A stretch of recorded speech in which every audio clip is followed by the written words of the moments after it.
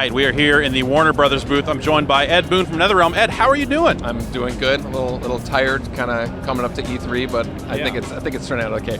Yeah, it's you're here showing Injustice: Gods Among Us, a new fighting game. I believe it says from the creators of Mortal Kombat. Yeah. Now you're making this completely different fighting game now with all these DC characters. How's it feel to get away completely from the MK stuff?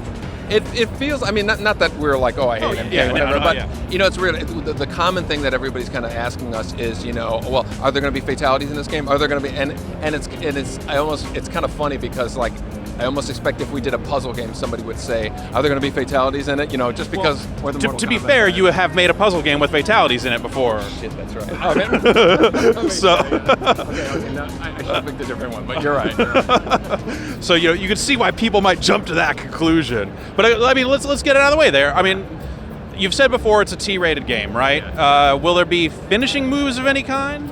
No, actually, we are really trying to do what we can to make this a separate franchise, separate thing. The only really thing it has in common with Mortal Kombat is it's a fighting game from that point. So I know there's going to be the inevitable questions coming up of does it have fatalities, does it have x-rays, does it have, babalities or something like that.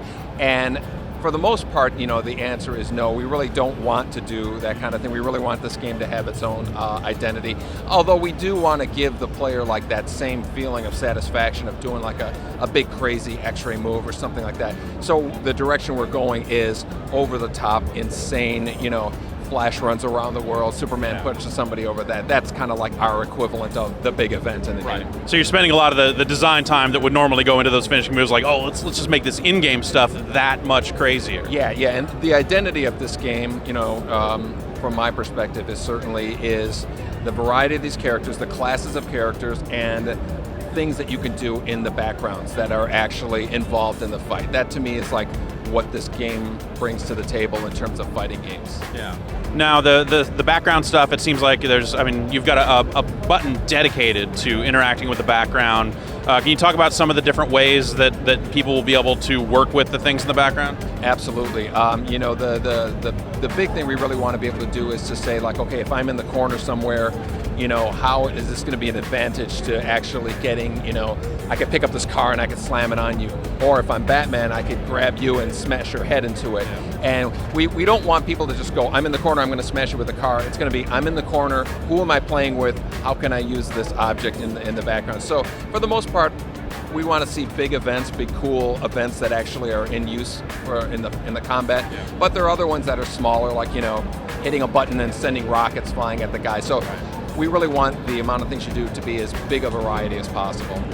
You talk a lot about kind of forging a new identity for this game and that sort of stuff. I found that actually really extended to the gameplay, like different button system, like holding back to block. Yeah. Is that, like, how crazy does that feel for you? I mean, having, been the champions of the block button for decades now. Yeah, well, I mean, I obviously I play Street Fighter and stuff like that, so I'm pretty familiar with it. But like you said, it's something that, like, I think there's going to be the inevitable, well, of course, Mortal Kombat did it this way, so this game's doing it that way too, but our goal is to really kind of carve a whole new niche for this game and have it different. The holding back for a block certainly isn't new to fighting games. The first one kind of did it, so, that's a great example of how we really want to give this game its own. Can you talk a bit about the differences between the characters? I mean, obviously, they'll have different special moves and that sort of stuff, but it looked like the meters will work a different way for different characters. Yeah, I'm glad you asked. The meters that we have, like, in Mortal Kombat, we had these meters that you can, build up and use into different segments and stuff like that, and they were a little bit more similar in Mortal Kombat. This game it's almost like every character, it's a completely different use for it. There's a button, like one of the attack buttons is kind of like this special move button almost, and then it uses the meter in some ways. Every character has it differently. Wonder Woman, it changes her fighting style stance.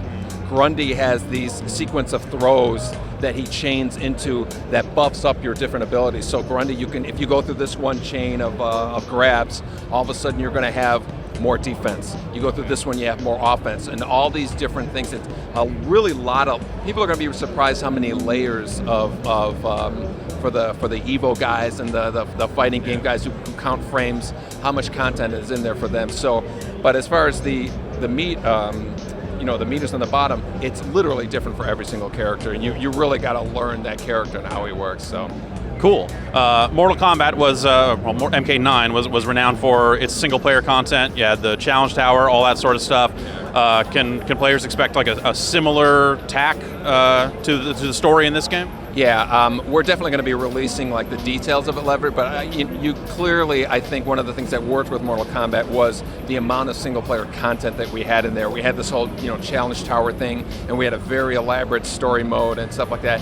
We got huge positive feedback from that. So clearly we're going to run with those ideas and stuff like that. So it's not just going to be a single player ladder like arcade game. Yeah. So you got 6 characters here. When's the next drop? Is it Comic-Con? That seems like the likely spot to maybe let a couple more out. That is my current understanding, is that we're going to release a couple more characters and maybe a feature or something like that in Comic-Con. But you got Comic-Con, you got PAX, you got Gamescom, you got all these. Just all the different conventions right up to release. Yeah. And then that's 2013. Do you have anything narrower than 2013?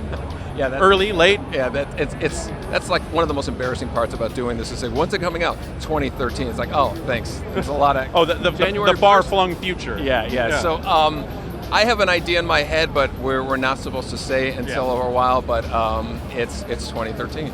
Don't feel bad. I saw a game the other day that was announced for 2015.